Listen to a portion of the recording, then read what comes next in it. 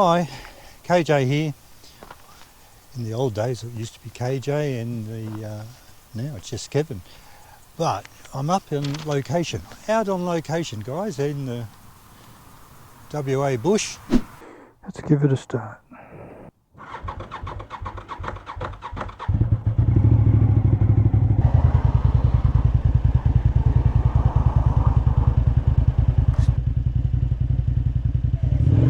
Yay.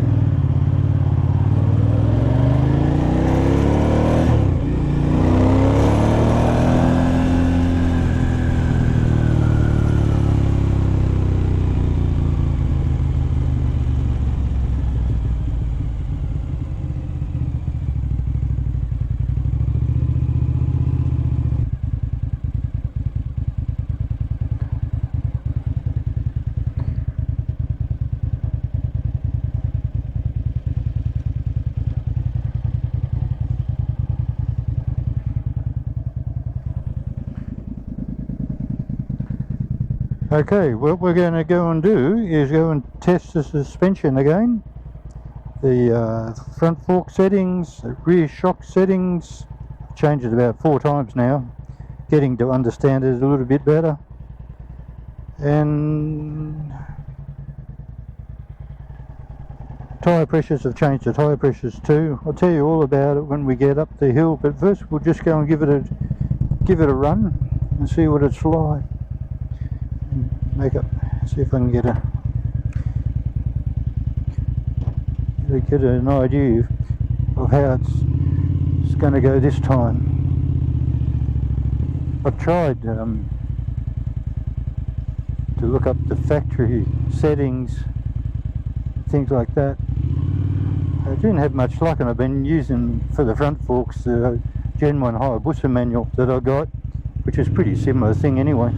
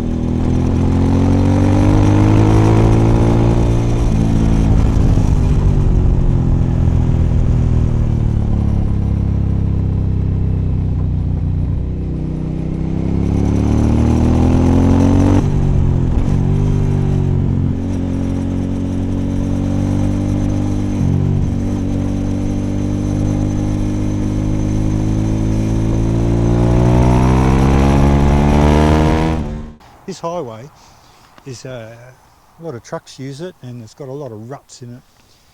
No potholes, but ruts. And then I did a little narrow road back there too, and it's really dippy and stuff like that. But anyway, I've been trying to figure out the suspension on this thing, and it's not, you don't have a lot of travel to play with, so I've got to try and make the most of it without bottoming out. So I'll run through some figures with you. What I did, I got 5mm coming out of the forks there, top yokes. I should have maybe gone to 6 or 10. The manual, I've had trouble trying to find a manual for it, but I think what I could find online, it's supposed to be 6mm. I got it for 5, but I might bring it up a little bit more later on. Now, front forks. Let's do the front forks. I did the sag. There's a little bug there. So I did the sag, and unfortunately, it's too soft. The spring rate is too soft. And I'll show you later on in the shed back how we measured that. But I've written it down here so I can get the figures right straight away instead of guessing on my memory. So anyway, the sag is now 38mm, which is not really good. I was after aiming for 30 at the front and the rear. Now to set the sag, you have to adjust to the preload, and the preload is maxed out there. See, it's wounded all the way in, it's maximum preload, which means the spring rate is too soft. So That's not good. I need new springs. Now the rebound, which is up the top, the adjuster in the middle there, the adjuster in there, I want it to react to the bumps. I want the front wheel to react, to follow the ground. So it's standard on the Hayabusa, which is the same similar fork, is 3 clicks out, and I've ended out 5 clicks out on this little trip up here to see if that'll feel all right. Now, what's been happening on the big bumps, I think, is the compression was too light. So I've increased the compression by having it wound in a little bit, which is there, to 5 clicks, just to try and stop the forks from bottoming out. So I've increased the compression to 5, and I've got the trying to have the rebound react, and it's at 5 clicks, and it seemed to be all right there on the highway there. Now the back, we did the sag, and there's the measurement there. I use this as a measuring point from there down to the axle. I'll show you a bit later on, but what we did, the preload was easy to achieve. The back spring is quite strong, stiff, and all I had to do was wind off the preload, the ring there, and I easily achieved the sag of 30mm. The biggest issue is trying to understand the rotary damper. Now you hear a lot about the rotary damper on these TLRs and the TLS for that matter, and one of the best things about it, maybe the only thing about it, I don't know, is that they're really easy to adjust, just right here. If it's a bit warm, and you got the compression and the rebound there. So from reading and trying to research online forums about the rear suspension, it seemed to be about the rebound, which is that one there. The rebound should be about 5 clicks out, and the compression should be around 21 clicks out. So when I got it, they were about 25 and 15. They were sort of backed right off, and they had a real lot of spring preload. There was 0 sag. The bike was actually rock hard up the back, so that's why I had to back off the preload adjuster. So now I've got sag, and what I found is that with the bumps on this highway back behind my shoulder there, I found that I've been trying to steadily increase the compression to try and absorb the bumps without it just bottoming straight out up on the stroke. So I just had it running then, and what did I get? I've run and it felt alright. The compression was 10 clicks out on the compression and 8 clicks out on the rebound. Tyre pressures, I've got the tyre pressures. So someone online told me that started out with 38, but on this road here I got it to 35, and it feels a bit better instead of feeling every rut, so it's not too bad. Here we go. Starts up nice after it's had a run. It doesn't like sitting at home, eh?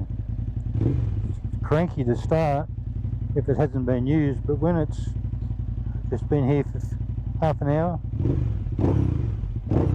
fires up nice straight away. It's good. Sometimes I think I should put sometimes I think this injector cleaner might be a good thing for it, because it has sat around for a long time. But starting good when hot, and that's a good sign. Alrighty.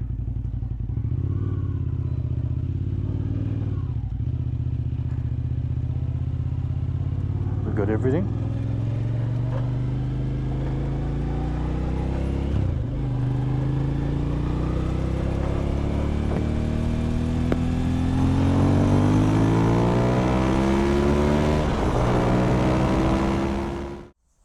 Okay, we're back from the ride, had lunch, and the bike was good. But I'll just quickly show you how I measure the sag. Now I'm talking about the rider sag, which means a rider sitting on the bike, and you measure how much suspension is being used by you sitting on the bike in the upright position. You need a helper to do this job, to measure the sag on the bike, and my little helper has just gone out shopping, so that was the end of that. So I'll just quickly how the basic principle of doing it. Okay, so with the front forks I use the 12-inch rule, and what we have to have is the forks fully extended out.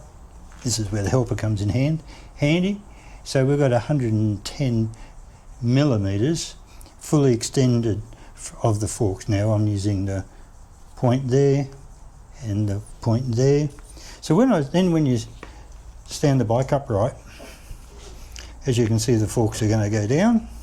So with the rider on the bike and the helper standing over here, you just draw a line, and then as you can see, then we've got some movement, we've got a distance there. So you measure it and take it away from your 110, and in our case I had a 38 millimeter sag, which is a bit too much, so I need new springs.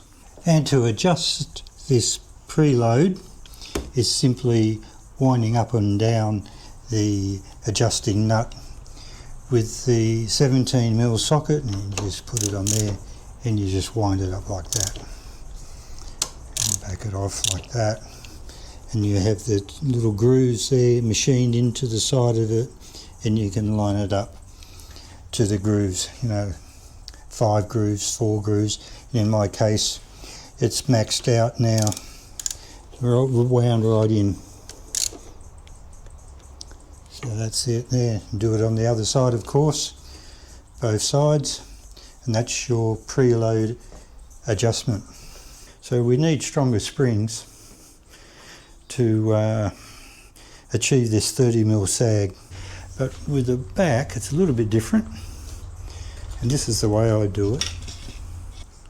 Okay, so we want something repeatable for the measuring, so what I do, I decided I'll go from the axle and I'll put the tape measure onto the axle, and then on the top I'll go for a bit of masking tape on there, and I can draw some lines for the datum point, as I think you'd call it.